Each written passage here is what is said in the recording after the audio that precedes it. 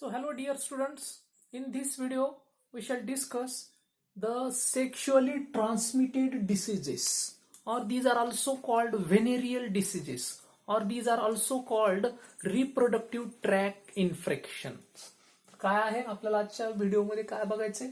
Sexually transmitted diseases म्हणजे काय?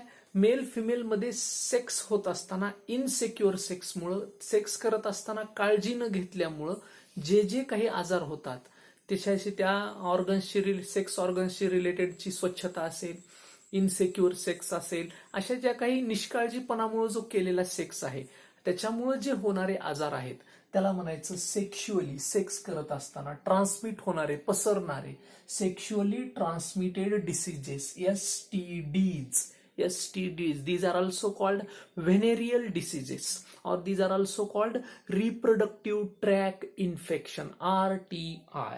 Venereal diseases सुद्धा याला म्हणता येईल, venereal diseases, or these are also called reproductive tract infections. Reproductive tract infections असं कुठल्याही नावानं आपल्याला त्याला म्हणता येईल.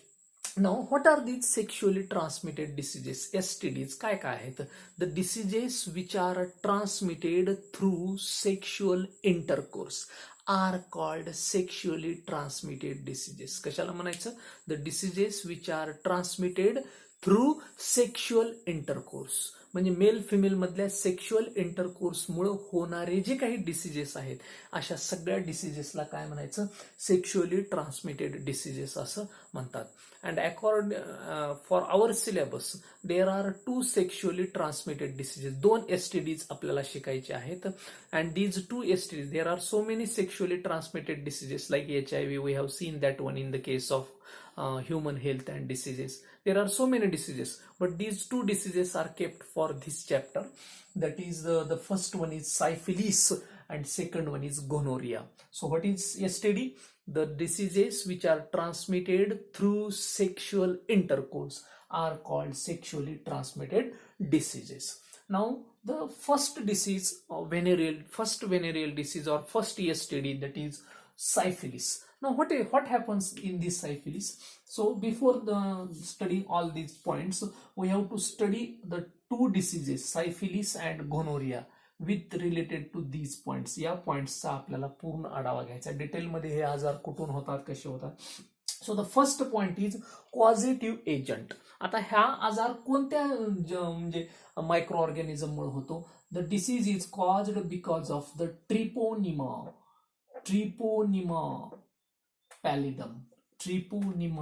पॅलिडम या मायक्रो ऑर्गॅनिझममुळे हा सायफिलिस नावाचा काय होतो? डिसीज होतो. आता ह्याचा incubation period. What is mean by incubation period? The incubation period is the period from infection to appearance of symptoms. बघा, कुठल्याही आजाराचं त्या मायक्रो ऑर्गॅनिझमचं इन्फेक्शन झाल्यापासून सिम्पटम दिसेपर्यंतचा पिरियड, हा जो मधला पिरियड आहे, त्या मायक्रो ऑर्गॅनिझम मध्ये त्या बॉडीवर इन्फेक्शन केलं तेव्हापासून पहिलं लक्षण दिसेपर्यंतचा हा कालावधी म्हणजे काय असतो? Incubation period. अँड या सायफिलिसचा incubation period that vary from 3 to 4 weeks. म्हणजे बघा, इन्फेक्शन झाल्यापासून जवळपास 3 ते 4 आठवडे आपल्याला सिम्पटम्सच दिसत नाही.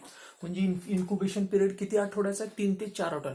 आणि मग ज्यावेळेस आपल्याला झालेलं दिसतं 3-4 आठवड्यानंतर, इन्फेक्शन झाल्याच्या नंतर आपल्याला काय दिसायला लागतात? सिम्पटम्स दिसायला लागतात. So this is the incubation period of this syphilis. Now what are the sites of infection? Infection होणाऱ्या कोणत्या, कुठं कुठे इन्फेक्शन होतं? So generally the external genital organs असं सुद्धा आपल्याला म्हणता येईल, किंवा एक्सटर्नल जेनायटालिया म्हणजे पूर्ण स्त्री आणि पुरुषाचे जे काही जननांग आहेत ज्याला आपण म्हणू external genital organs. Sex organs जे असतात मेल्स आणि फिमेल्सचे, तिथला एरिया जो असतो तो टोटल त्याला काय करतो? अफेक्ट होतो. अगेन द रेक्टम म्हणजे anal पोर्शनशी related, mucus membrane of rectum, mucus membrane of external genital organs. Okay. And along with this oral area. Oral म्हणजे तोंडाचा भाग. अलग लक्षामध्ये. तर एक्सटर्नल जेनायटल ऑर्गन म्हणजे पूर्ण स्त्री आणि पुरुषाचे सेक्स ऑर्गन्सशी related total area. Mucus membrane of external genitalia, rectum म्हणजे तुमच्या गुदद्वाराच्या जवळचा एरिया, आणि ओरल एरिया म्हणजे तोंडाजवळचा एरिया. एवढ्या भागामध्ये ह्या बॅक्टेरियाचे, ह्या मायक्रो ऑर्गॅनिझमचं काय होतं, इन्फेक्शन होतं. तर इन्फेक्शन साईट कोणती आहे, एक्सटर्नल जेनायटल ऑर्गन, रेक्टम आणि oral region. Okay, oral region, एवढ्या रिजन मध्ये काय होतो, रेक्टल रिजन, ओके, आणि एक्सटर्नल जेनायटालिया भाग टोटल. आता व्हॉट आर द सिम्पटम्स, आता सिम्पटम्स मध्ये याच्यामध्ये काय असतं बघा लेकरांनो, the lesions and cankers are formed. Lesions or cankers, lesions cankers म्हणजे काय, असे छोटे छोटे दुःख झाल्यासारखे होतात त्या ऑर्गन्सवरती. एवढ्या ऑर्गन जिथं जिथं इन्फेक्शन झाले तिथं असे छोटे छोटे व्रण पडतात, छोटे छोटे ब्लडी कॅन्कर्स तिथं तयार होतात, म्हणजे आपल्याला जखमा व्हायला लागतात छोट्या छोट्या. आणि ह्या छोट्या ज्याला आपण काय म्हणतो, लेशन्स ऑर कॅन्कर्स. आता ह्या लेशन्स मध्ये there are 3 types of lesions. Primary lesions, primary lesions generally कुठं होतात, ह्या रिप्रोडक्टिव्ह ऑर्गन्सच्या रिलेटेड. अलग लक्षामध्ये, हे प्रायमरी लेशन्स तिथं व्हायला लागतात. And then if the infection spreads, infection खूपच वाढत गेलं, देन सेकंडरी लेशन्स. मग कुठं येतात secondary lesions, these are observed on the skin. Primary lesions कुठं, या मेन ऑर्गन्सवरती, रेक्टल रिजन मध्ये, एक्सटर्नल जेनायटल ऑर्गन्स मध्ये इथं आढळायला लागतात. नंतर तेच लेशन, तेच व्रण, तेच जखमा ह्या कुठे यायला लागतात, मग तुमच्या स्किनवरती यायला लागतात. And then in the third tertiary lesions, नंतर पुढं आणखीन जर खूपच ते इन्फेक्शन वाढत गेलं, tertiary lesions may appear on the bone, liver, म्हणजे बघा ते आणखी खूप मोठी पातळी गाठायला लागतात आणि ते बोनकडे जायला लागतात, लिव्हरकडे जायला लागतात. म्हणजे हे सगळ्यात महत्वाचं लेशन्स तिथं आपल्याला दिसायला लागतात. Then next symptom is arthritis. Arthritis म्हणजे काय, द जॉईंट पेन, संधिवात म्हणजे सांधेदुखी थोडक्यात आपण म्हणूयात. खूप आपले जॉईंट दुखायला लागतात, pain in the joint, stiffness in the, म्हणजे आपल्याला हात असा न करता येणे, गुडगा, पाय, जिथे जिथे कुठं जॉईंट आहेत त्याच्यामध्ये मुवमेंट व्यवस्थित नसणे, पॉझिटिव्ह मुवमेंट, एकदम सकारात्मक मुवमेंट त्याच्यात होत नाही, सतत हलवायला गेलं की आपल्याला पेन्स जाणवायला लागतात. तर आर्थरायटिस ते सुद्धा तुम्हाला तिथं दिसायला लागतो. हेअर लॉस, बघा केस सुद्धा गळायला लागतात. पॅरालिसिस, कधी कधी आपल्याला काय लकवा सुद्धा भरण्याचे काय असतात, चान्सेस असतात. म्हणजे बघा हे सगळे आपल्याला सिम्पटम्स कुणामध्ये दिसायला लागतात, या सायफिलिस मध्ये. सगळे लेशन्स यायला लागतात, आर्थरायटिस, तुमच्या हेअर लॉस, केस गळायला लागतात, पॅरालिसिस, लकवा सुद्धा येण्याचे काय असतात तिथं चान्सेस असतात. आणि हे सगळे पूर्ण सिम्पटम्स आणि तुमचे टोटल मग रिप्रोडक्टिव्ह ट्रॅकला पूर्ण तो व्यापून टाकतो. पूर्ण रिप्रोडक्टिव्ह ट्रॅक मध्ये हे इन्फेक्शन जायला लागतं. अलग लक्षामध्ये.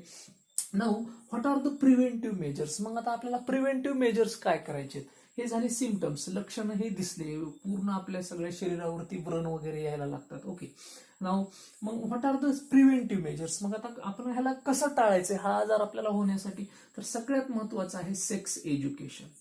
How the sex practices are performed. नेमकं बाबा सेक्स केला तरी कसा पाहिजे याचा अगोदर आपल्याला ज्ञान असलं पाहिजे, म्हणून सेक्स एज्युकेशन. दुसरं आहे सेक्स हायजीन. आपल्या पूर्ण जे काही सेक्शुअल ऑर्गन्स आहेत त्याची वेळोवेळी स्वच्छता राखली पाहिजे. हे सगळ्यात महत्वाचं. आणखीन एक आहे, एकतर आपल्याला त्याचं पूर्ण माहिती असली पाहिजे, नंतर त्याची स्वच्छता राखली पाहिजे. And then in the severe cases the use of condoms. काय वापरले पाहिजेत आपण, whenever we are performing sexual intercourse with the partner, then we should use condom. आपण तिथं काय वापरले पाहिजेत, कंडोमचा वापर केला पाहिजे, जेणेकरून आपल्याला हे इन्फेक्शन होणार नाही. आणि याच्याही उपर जाऊन त्याच्या पुढं म्हणजे कंडोम वापरल्यानंतर आणखीन आपल्याला पुढं काय काय करायचे, avoid the close contact, close body contact. आपल्याला बॉडी कॉन्टॅक्ट सुद्धा काय करायचं आहे, टाळायचं आहे. याच्याही पुढे जाऊन avoid the sex with unknown partner. बघा ज्या आपल्याला पार्टनरची माहिती नाही अशा अननोन पार्टनर बरोबरचा सेक्स सुद्धा आपल्याला काय करायचा आहे, टाळायचा आहे. म्हणजे बरेच or we may say here multi partner. बरेच काही असे म्हणजे सोसायटीमध्ये काही असे पीपल्स आहेत जे मल्टी पार्टनर सेक्स करतात. म्हणजे अनेक वेगवेगळ्या पुरुषाबरोबर किंवा स्त्रियाबरोबर सुद्धा त्यांचा सेक्स झालेला असतो. तर हे असे मल्टी पार्टनर सेक्स टाळले पाहिजे.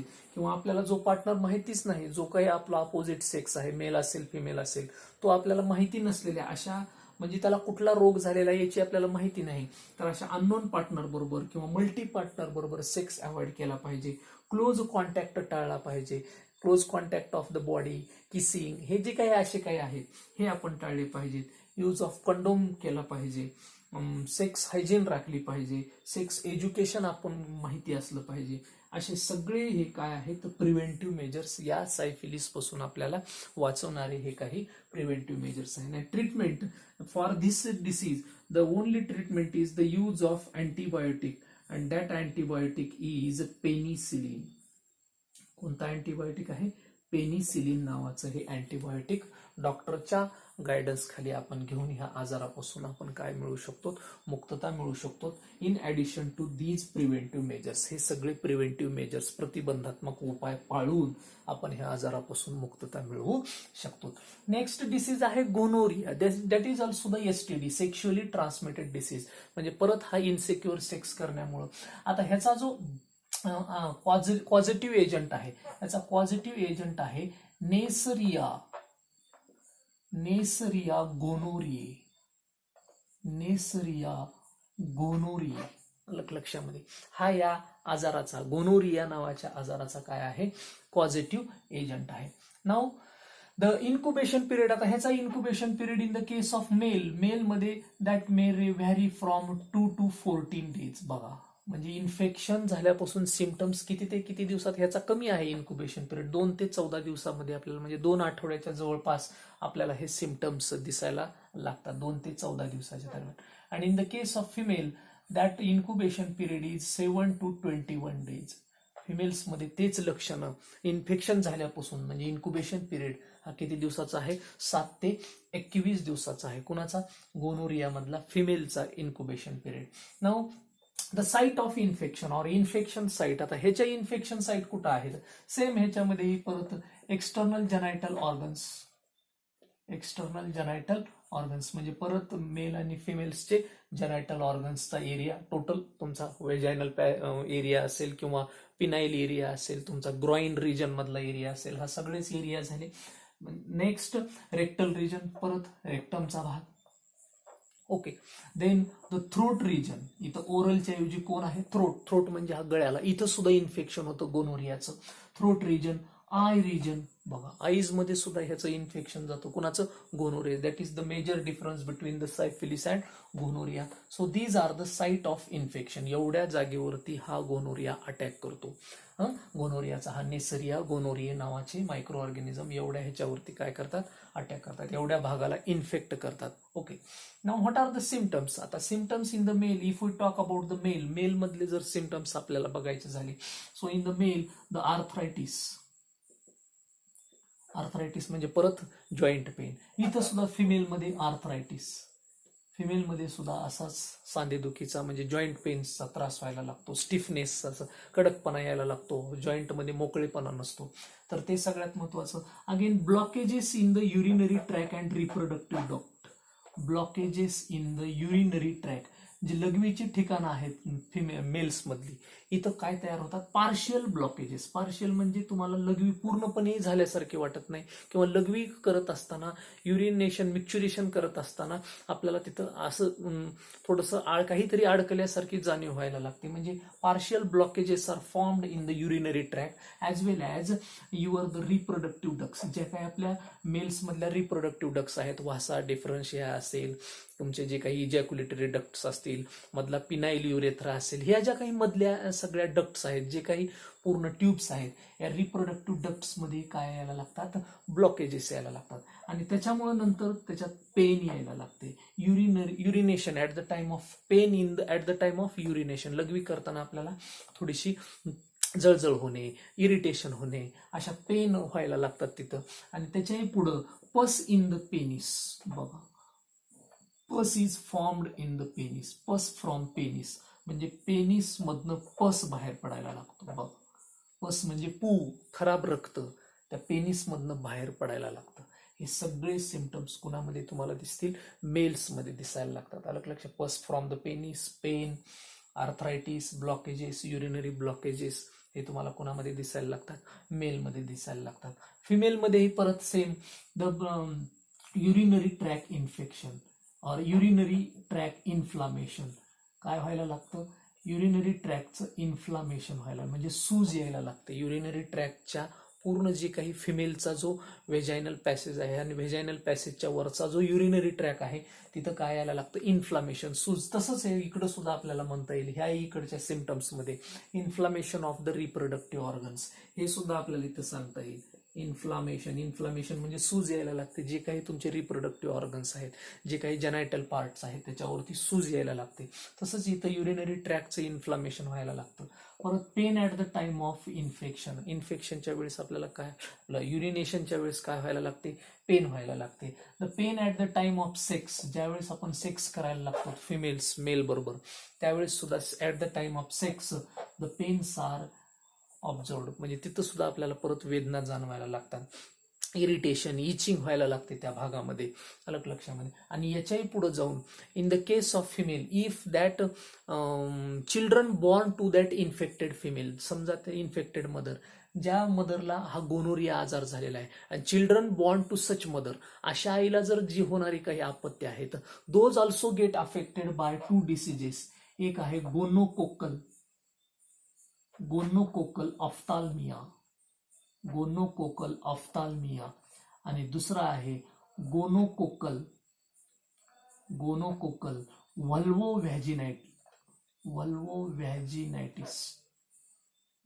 व्हॅजिनायटिस.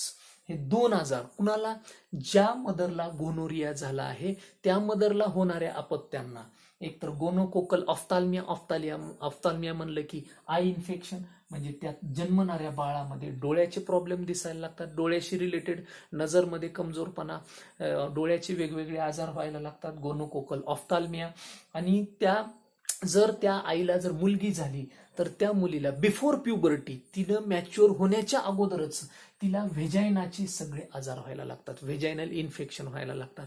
तिथे इरिटेशन, इचिंग, अलग लक्षामध्ये, म्हणजे डिस्चार्ज जाणे, व्हेजायनामधून इरेग्युलर डिस्चार्ज जाणे, असे सगळे आजार ज्याला आपण म्हणतो गोनोकोकल व्हॅजिनायटिस. म्हणजे बिफोर प्युबर्टी, जर त्या इन्फेक्टेड मदरला जर मुलगी झाली तर ती मॅच्युअर होण्याच्या अगोदरच तिला हे व्हेजायनाशी रिलेटेड प्रॉब्लेम जाणवायला लागतात.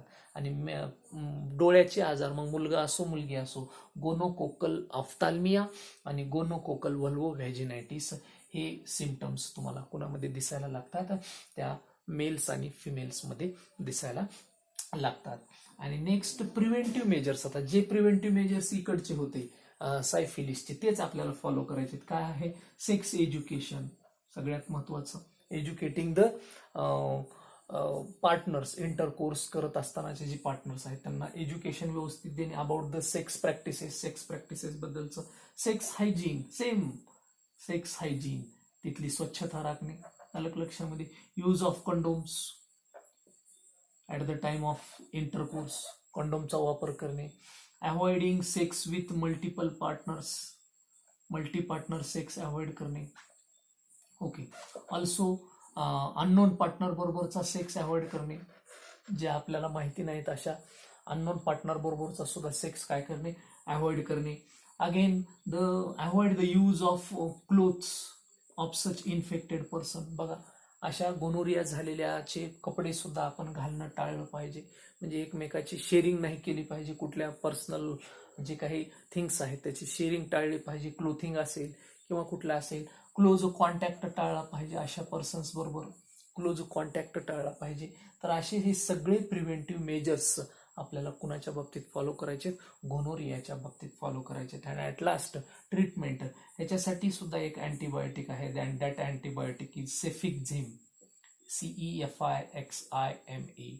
तर हा सेफिक्झिम नावाचा antibiotic under the consultation of doctor we can take for this gonorrhoea. या गोनोरियासाठी आपण घेऊ शकतो. तर इकडचं सेफिक्झिम आहे अँटीबायोटिक आणि इकडचं पेनिसिलिन आहे. So these are the 2 diseases which are sexually transmitted डिसीजेसमध्ये 2 आहेत, सायफिलिस आणि gonorrhoea. So hope you understood all this different points related to these syphilis and gonorrhoea. Thank you guys.